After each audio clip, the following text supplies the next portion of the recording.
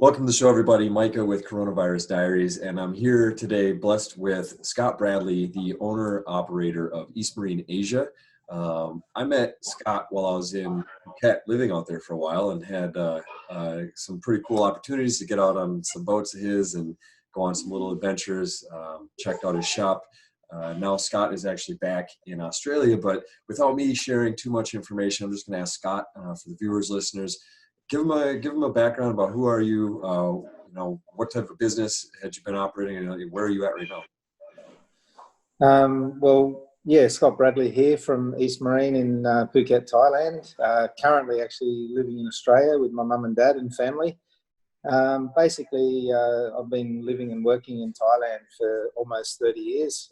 Arrived in Thailand in 1991, set up a boat repair facility, started doing work on boats, doing maintenance, then formed East Marine, which is my main company now, selling marine equipment throughout Thailand and now growing throughout Asia.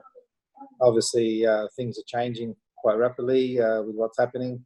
I just purchased a boat last year, spent a year preparing it to get ready to sail back actually on the 28th of March, leaving Thailand on a 6-month cruise back to where my mum and dad live. That's all obviously had to stop now. So plan B is to sit back and wait, see what happens. Living here at home with mum and dad, it's obviously pretty safe. Everything's fine here. You know, we have 7,000 people, as you mentioned, in the town. No cases of the virus yet. People are worried. In terms of Australia, where geographically are you located? Between Sydney and Brisbane is probably the closest thing. It's about 450 kilometres north of Sydney, so quite a long way from where the worst hit area is. When you say worst, are you referring to the most populated? Sydney, sorry, is it most populated? Oh no, I was curious is it just because of specific numbers, or the worst area is that the area of Australia that's being impacted the most now? Is there like lockdowns or something? Well, Sydney today at like 12, just before we started this meeting, has banned all people travelling overseas. So no one's allowed to leave. Nobody's allowed to leave the country. Yeah, unless you are a non-resident. If you are a resident or a citizen, you are requested to stay here unless it's an urgent case and you have to leave for some reason, family reasons, or you're a non-resident living overseas, which actually I am. But this time, you sort of don't want to leave family. You're better off staying where you feel safe. Getting on aircraft now and travelling is not really recommended, I don't think. There was a cruise ship, as you might have seen in the news, that was left open and they let everyone off. Yes. Yeah, and there was like over 140 cases now just from that ship. And did they spread out all over the place, or did they kind of isolate them in a certain area? Well, they're saying just from the ship, the people that were on board's 140 cases, so they don't know really how many of those cases have actually spread yet. Sure. Yeah, I noticed that was one of the things that had popped up. I have the article up right here. There's 2,700 passengers, and they just let everybody go without any sort of temperature tests or swabs or anything. Yes. Wow. Yeah, and there's a lot of argument going on with the media, and also obviously the media hype things up, but with ministers and who was really responsible. Why did the quarantine let them off? And the quarantine weren't advised. They're not doctors; they're only just checking for certain things. So there's a lot of argument going on about that situation. I think there's a lot of uncertainty everywhere. It's everybody's trying to maintain as best they can under the circumstances, but things happen and everything's escalating pretty rapidly. You had mentioned about taking a ship back from Thailand down to Australia. It was a 6-month. You had a planned 6-month voyage. We talked a little bit yesterday. The viewers, I guess they didn't know this, but we touched base a little bit. It was cool just to catch up while you were out fishing. But you had mentioned why you weren't able to make that trip, and you mind just sharing a little bit about that? Yeah, obviously I left to come back to Australia for the final sort of holiday with family just before I was about to leave. My crew, actually, one of them sailed up from Indonesia to meet, and he is now in Langkawi because he had to stop in Langkawi, worried about not making it to Thailand and getting locked out. So he's arrived in Langkawi, which is on the border of Malaysia and Thailand. So he's sitting there basically waiting to see what happens as well. But basically my plan was to leave with the boat on the 28th of March. After being here for a couple of weeks, with family. And then so much changed in that 2 weeks. I mean, when I flew here, it was like everything's normal. Well, not normal, but still, they're not going to start shutting you down. But within a week of that period, it was like Indonesia shut their borders, which was our first stop. So all ports were closed to foreign vessels entering, unless they're already on their way. But we weren't. Then shortly at the same time, I think within a day, Malaysia closed their ports. So if something happens to your yacht and you're at sea and you leave and they've got their ports closed, it's not really the right thing to do. It's like shutting the airport down and you can't land, so you've got to fly somewhere else. It's like, that was one of the big things that was happening. Pretty safe. Yeah, that was one of the things that was happening around. Apologies for the lag for the viewers. There's a little bit of a lag, but we'll make it through. The ports was a big thing in the States here too. They were parking some stuff off the coasts, and that was actually one of the big dilemmas, that they kept everybody on the cruise ship, and then they were talking about how it basically is just a big petri dish.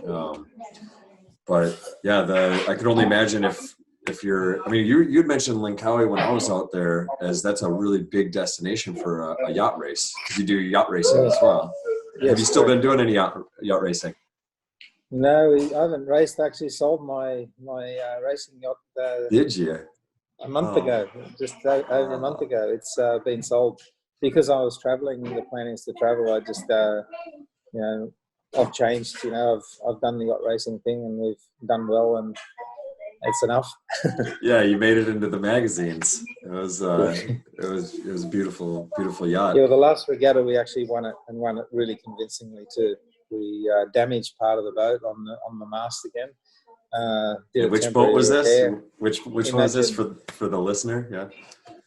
It was Imagine in Cape Hanwha Race Week. So we actually broke the boom off the mast and did a temporary repair. We missed one race. We came back and won the next 4 races in a row and won the regatta. So it's good. That's incredible. That's very cool. That was the last regatta we did, and it was probably overall the best because we did so well. We had a really good team. Yeah, so going out on top is what you're saying. Going out on top, yeah. So I want to touch base a little bit on the business. With your business, I know being a foreigner in Thailand, I suppose for anybody trying to be a foreigner in another country and have a business set up like that, there's a number of hurdles that you have to be able to manage and problem solving that's taking place. Can you talk a little bit about maybe what's going on now, being that there's probably some sort of distribution stuff that you got to deal with? Well, obviously, one of the big issues for us is to have stock available for when the pandemic gets over with, because it's going to be hard to get stock. A lot of our products are cleaning products, and chemicals are going to get harder to obtain. I mean, I know in Thailand you can't even buy alcohol now. That's the cleaning alcohol, not the drinking one. But there's a lot of things that are going to be really hard to get. We distribute a product called Gel Air, which is a tea tree natural virus killer, and it's just stopped. I mean, there's no stock available, and it's really, really hard to get anything that can actually help people. So I actually sent out an email to staff this morning saying we need to really get orders in, because although it's not in stock now, when it becomes available, we need to get at least some of what we can get our hands on, so we have it available. Do a majority of products do a majority of your products, are they coming from a specific region or area, like that Gel Air product you talked about? Actually, obviously a lot of stuff, as we all know, is made in China, but our supply comes from mainly Australia and the US. We just had a container arrive from Australia. We're lucky that it got in time, so a lot of cleaning products in that and whatnot. But the main product we're selling, or should sell well, is the natural tea tree oil product, which is Gel Air. You put it in air conditioning units, it stops viruses. I remember we worked on the H1N1 virus. we worked on the video. Kill the COVID. You know that product, or? Yeah, I worked with you and Tom made that video about putting Yeah, the that's inside right. the car. Yeah. But that's selling so well now. It's very, very, very good product to have in stock, but we just can't get it. You know, the manufacturer obviously is getting a lot of it's all natural tea tree from Australia, and they send it to New Zealand for processing. To Indonesia for processing. So it goes to Indonesia, then comes back to Australia, and then can be shipped out again. Oh, wow. The shipping and the lockdowns now, everything is just going to get further delayed, and who knows, it could be 6 months, it could be a year before we can get stock again. So with your orders, the way that you place your orders, do they take like a month, 2 months on a good order? Yeah, generally even longer. It's about a month shipping time. It normally takes about a month to get the consolidation together. But it's generally between 2 and 3 months from the order day to receive the product, sometimes a little bit longer even. So now you're going to double, triple that, I think, which is going to be a little bit hard, but Sure. Everyone else has the same problem, I think, so we just have to get by with what we can. The business itself, all the staff at both my companies, they seem very happy still, relaxed. They're not freaking out so much. Sabai, right? Sabai. Sabai, yeah, they're not too worried, which is good in some ways because there's no use worrying about it too much, but also, you have to be careful. But you don't want people just looking at the internet all day, looking at the news and what's going on and worried about dying every day. I mean, it's not going to help anyone. No. So they're getting on with it what they can because Thailand has announced the curfew. I don't know if you knew that. Say that again? Thailand has announced the curfew. A curfew? Starting, I think it's in the next day or two. Really?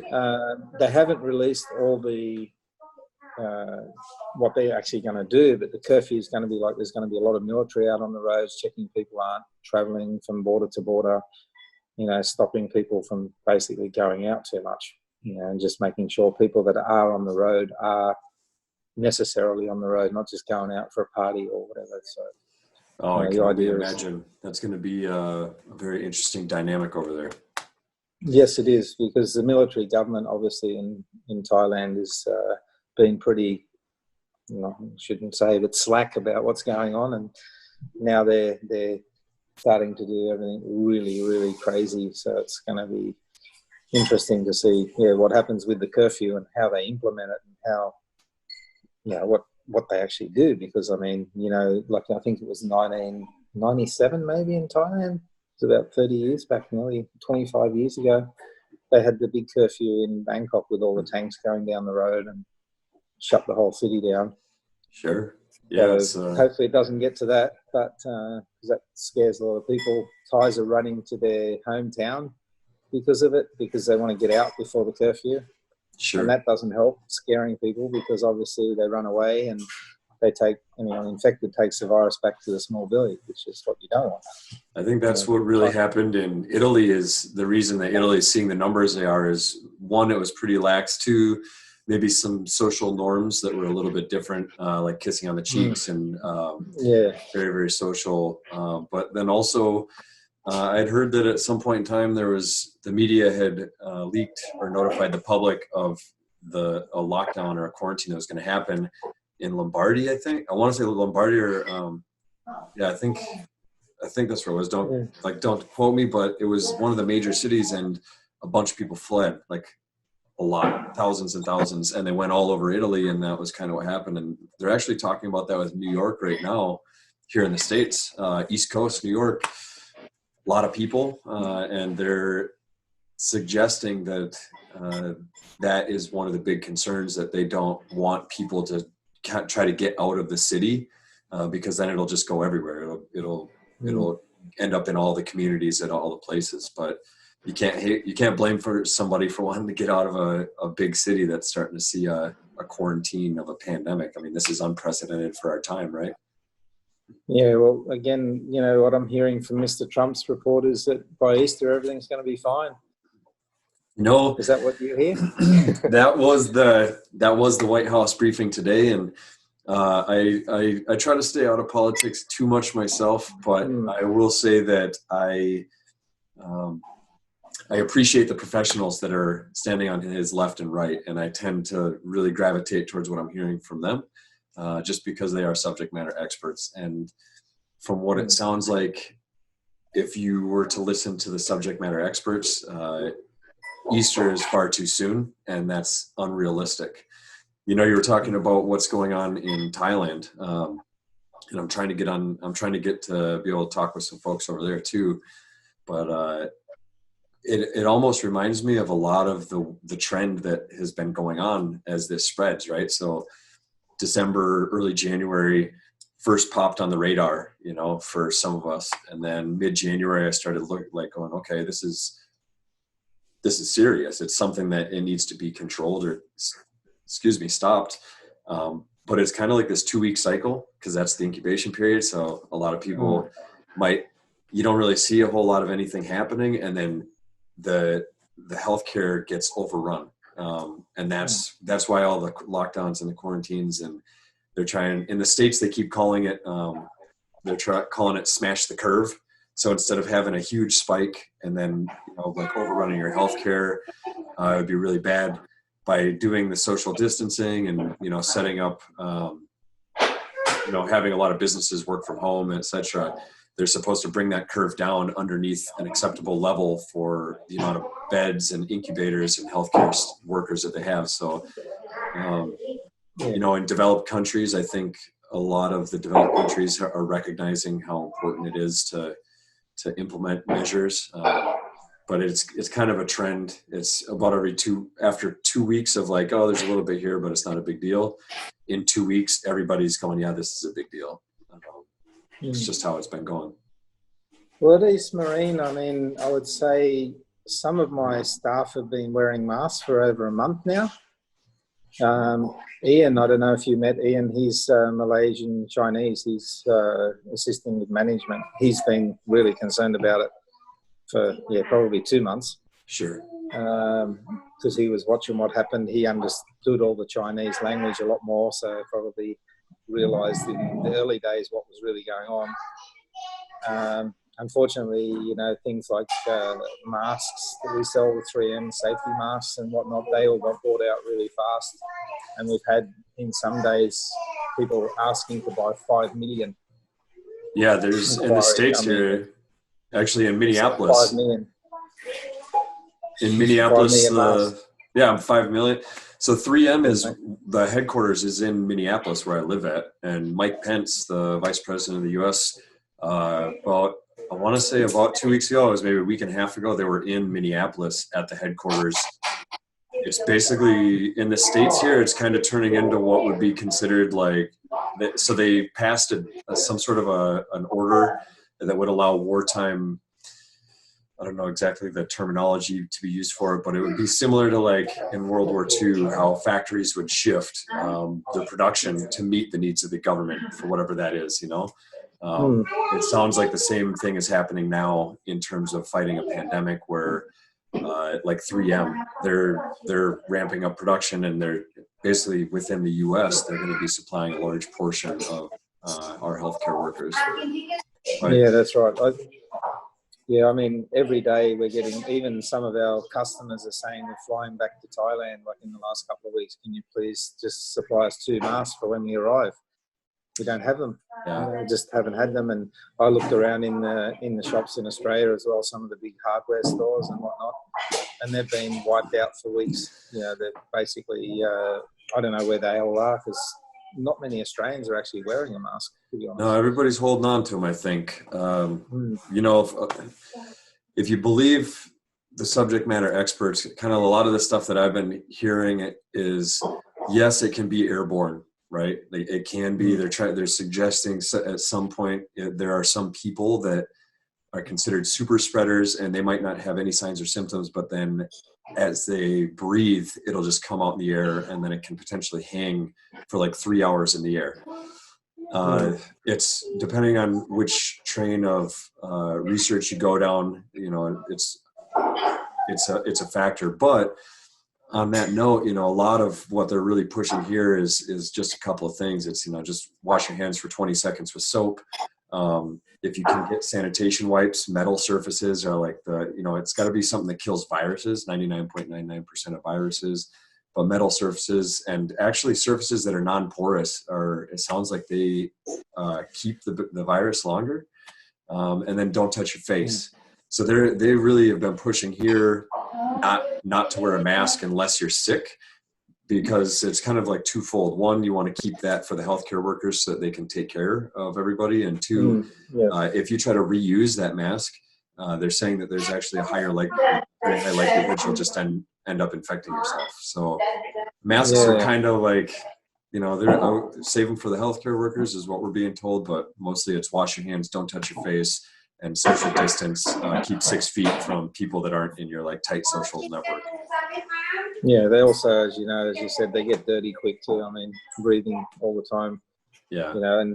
And a mask when you paint it. I mean, I used to paint with a mask on, of course, to stop the chemical and stuff. And it is a lot harder to breathe just wearing a mask. It's sure.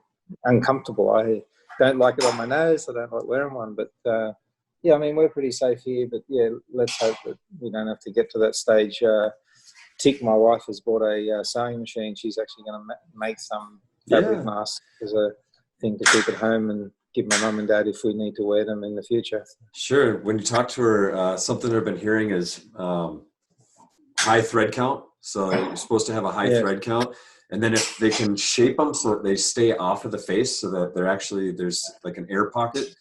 There was something that I was reading that were talking about if the cloth is wet and on the face, like it can potentially like hold stuff near the face or near the mouth. So like a typical mask would stick off a little bit. I'm sure she's smart. She'll be able to figure out how to make it. Yeah.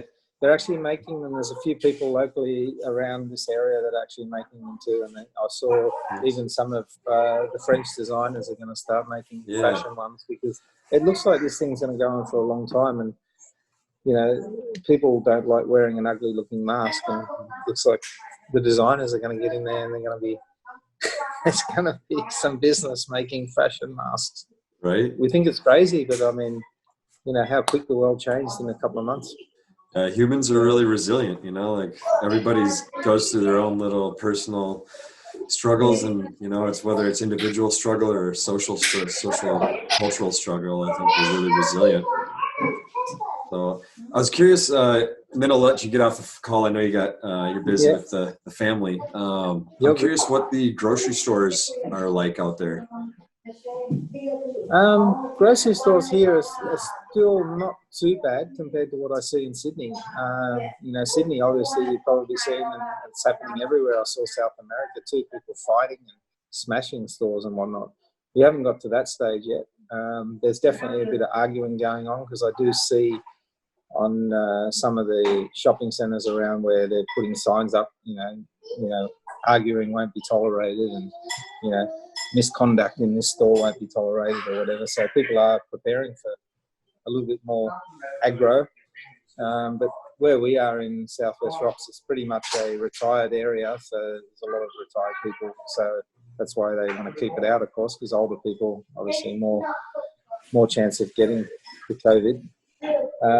But yeah, on the shelves, basically, it's pretty good here. We've run out of toilet paper, as we all know. Sure, why not? Tissue, general facial tissues are pretty hard to get, but they're still around. You still get them.